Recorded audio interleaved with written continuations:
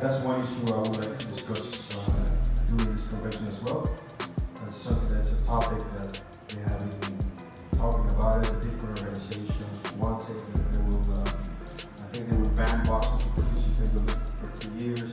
I think Paco doesn't have to make any statement about it. And I think the IPF, and if I'm right, it's taking it 1 year. I think we'll ban the boxers 1 year, whatever it is. I think it's a little bit difficult to be. World Boxing Association President Gilberto Mendoza has officially revoked Gervonta Davis's boxing license following the 9th-round incident during his fight against Lamont Roach earlier this month. This decision comes after the organization faced heavy backlash for its perceived double standards. Steve Willis, along with the judges and the technical review team, collectively played a role in denying Lamont Roach his 26th victory. Cards. Judge at the ringside, Eric Marlinsky scores it on 115 to 113 in favor of Gervonta Davis. Judges Steve Weisfeld and Glenn Feldman both scored about 114 to 114, even a draw. The decision is a majority draw.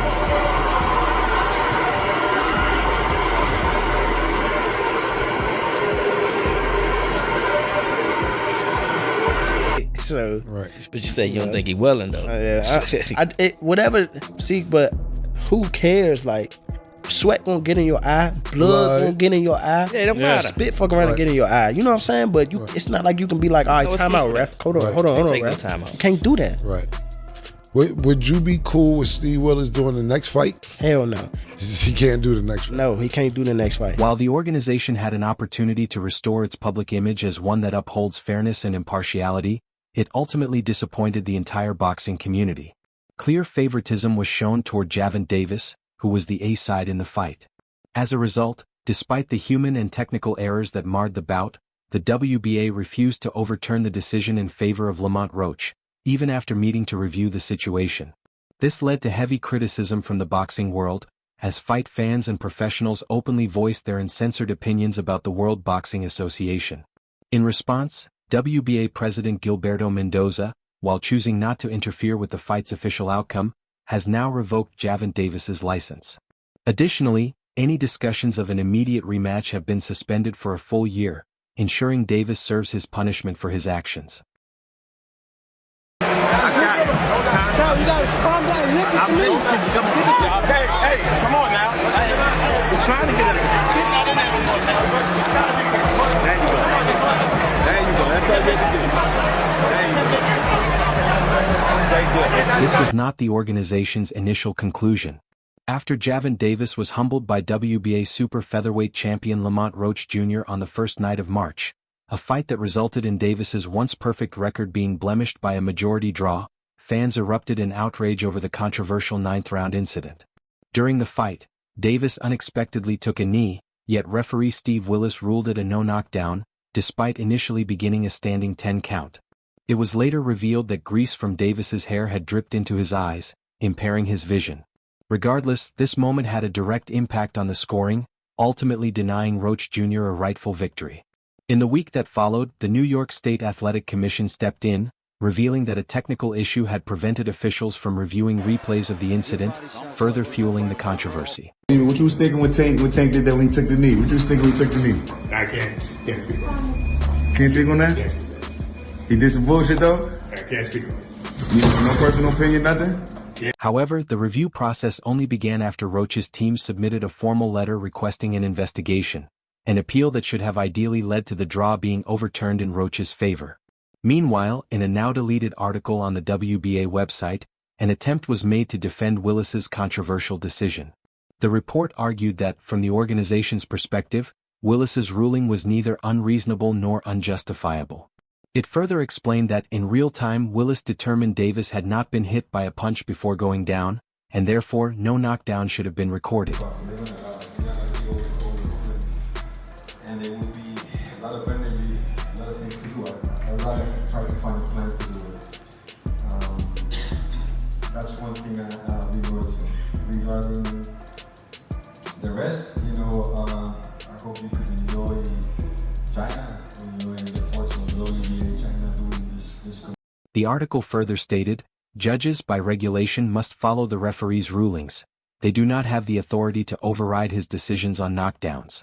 Some skeptics have suggested that Willis's call benefited Davis unfairly, but we do not subscribe to that notion. Since this report surfaced, the World Boxing Association has faced intense backlash, which may have contributed to its removal from their website. However, after the justification provided in the article became a major point of contention, WBA President Gilberto Mendoza Jr. issued an official statement addressing the now-deleted report. Oh, and that right, but Davis took off some of the steam of the punch, but still, Roach leaning with right, He took a knee. He took a knee. You take a knee like that, that looks like a knockdown. All right? Back up. Back up. That's a generous call from him. Did he not take a knee? Take the mouthpiece to come out.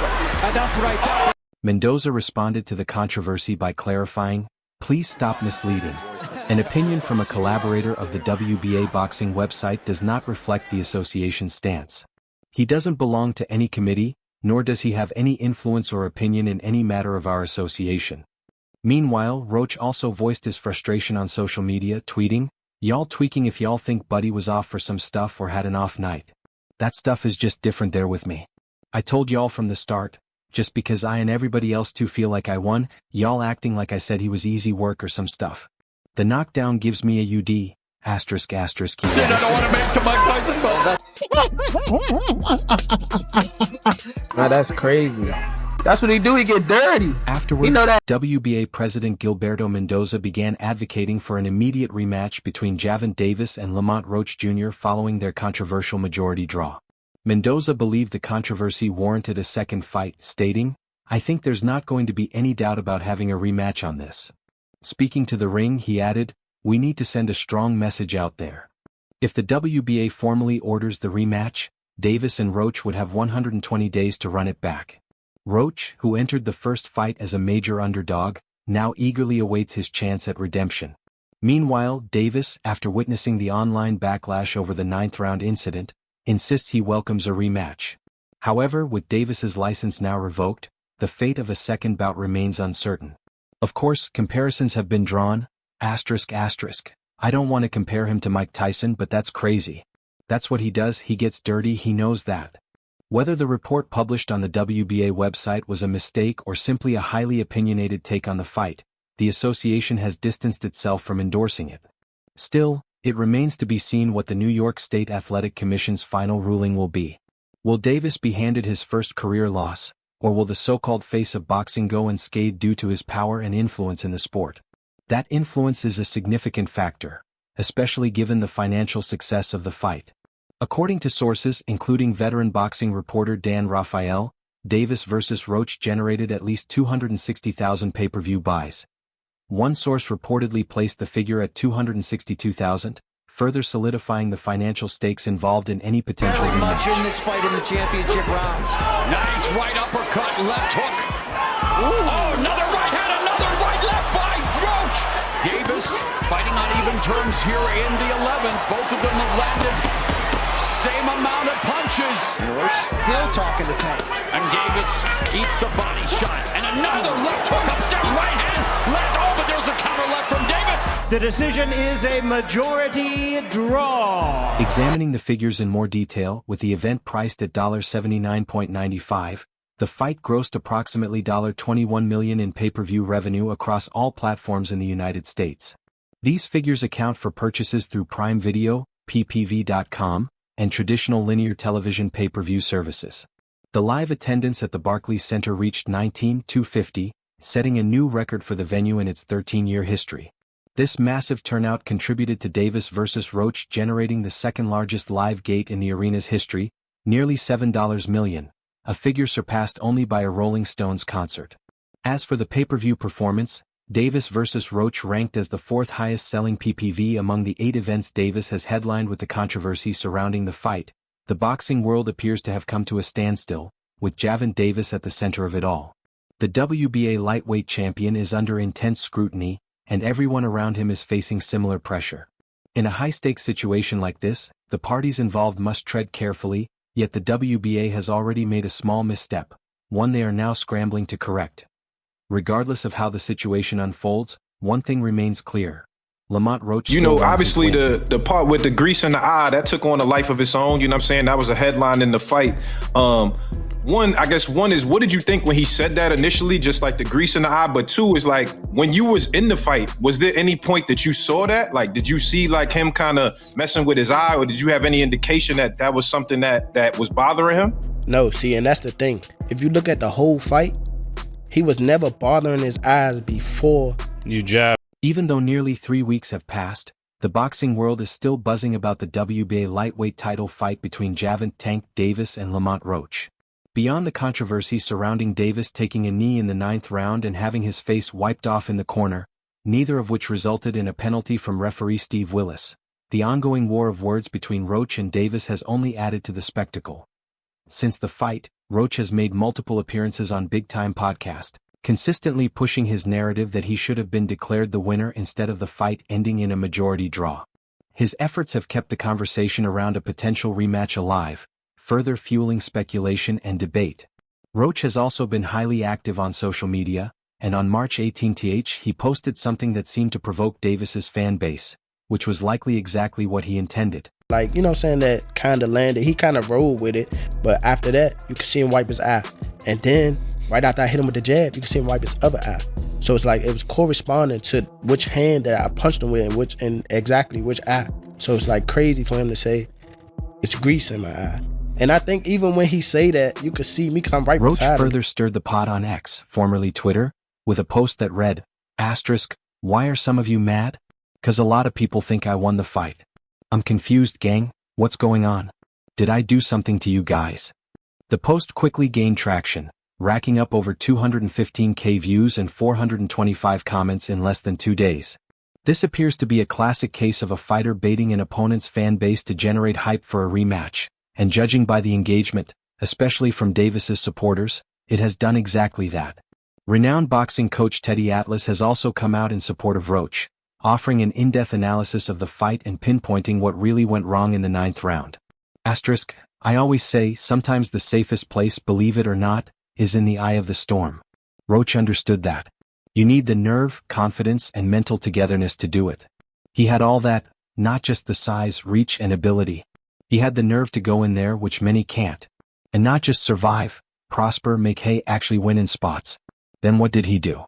He started walking Tank down late in the fight. Atlas's breakdown further strengthens Roach's case, adding more weight to the growing demand for a rematch. But like, he wiped his face with a towel. You can't do that. Right. You can't do none of that. Right. That's a disqualification. You turned your back on the ref after you took a knee. The legendary coach agreed with the rest of the boxing world, claiming Lamont Roach was robbed. The legendary coach Teddy Atlas aligned with much of the boxing world, suggesting that Lamont Roach was robbed of his victory. However, he also acknowledged the fight's competitiveness, stating, I thought it was a close fight, not a huge robbery. There were lots of close rounds. I think Roach deserved to get his hand raised, but I'd have to watch it again. Tank had an edge in the middle and early rounds, nice shots, bodywork, doing what he usually does. Roach came on in the later rounds and maybe took the title or at least earned the draw. It was close. Atlas then pointed out a moment in the fight that stood out to him. Around the 5th round, as you alluded to last night, Tank started tapping Roach, touching gloves, saying, hey bud, good round. We've never seen that before. He's got disdain, attitude, arrogance. He's the boogeyman, knocking guys out, giving no reprieve, no hope. He makes them feel like he's the bad guy, that bad things will happen because he's bad. But suddenly he taps Roach. That's a message. I noticed it right away. No other commentators mentioned it, but I said it on our live stream watch along. Don't think Roach didn't notice.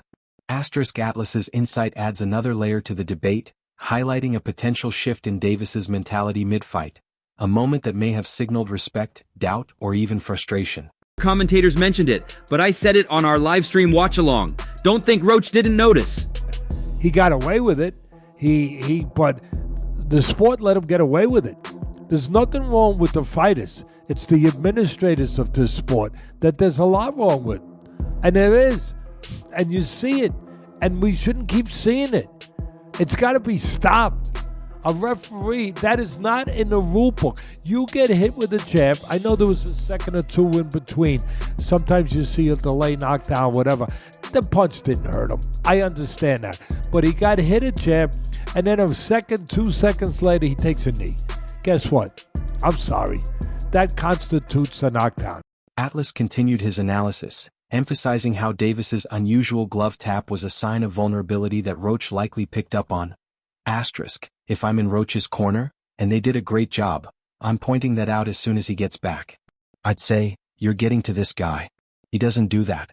He's making a concession admitting you're getting to him. This is different tonight. You're making him feel vulnerable.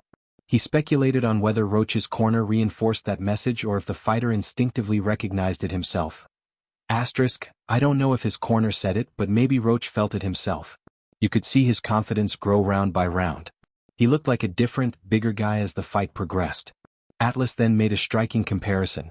Asterisk, you're right, I used to buy those little sponges for my grandkids, little figurines you put in the bathtub and they blow up. That's what Roach was doing, getting bigger right before our eyes. Returning to the significance of Tank's unexpected gesture, Atlas reinforced its meaning. Asterisk, to your point, Tank touching him. Of course Roach saw it, felt it, knew what it meant. It meant Tank was giving in a certain way.